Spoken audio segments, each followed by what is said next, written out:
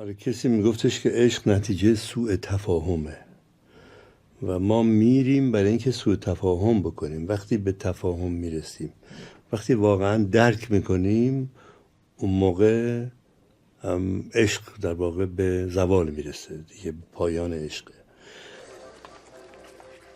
همه ارزش ها رو ما به اون میدیم و خودمون رو درگیر میکنیم و طبیعتاً به این پاسخ یک غیر قانع کننده، برای اینکه دلمون نمیخواد واقعیت رو بدونیم، وقتی به تفاهم برسیم اجتماع میشیم. بنابراین به یه اعتباری آره، عشق نتیجه سوء تفاهمه.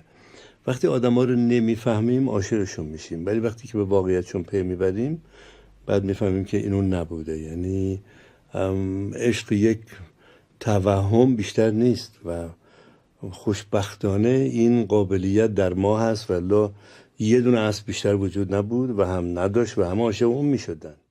تعدد کپی ها و سالهای دراز تماشای کپی هاست که ما رو مقابل اصل میخکوب میکنه و نفس رو تو سینمون حبس میکنه.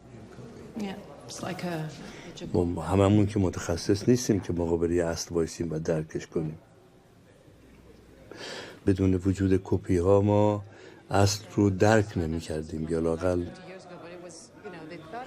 در واقع ما به هر چیزی رو وقتی که قرار عاشق بشیم به عنوان اوریجینال نگاش میکنیم و خودمون این بلا رو سر خودمون میاریم و اونقدر اعتبار و میبریم بالا و اونقدر صفر جلوی یه عدد میذاریم که دیگه خودمون نمیتونیم پرداخت کنیم. وقتی نمیتونیم بپردازیم شروع میکنیم صفرها رو دونه دونه حذف کردن و آره دیسکانت میگیریم. خلاصه بعد میرسیم به واقعیتش.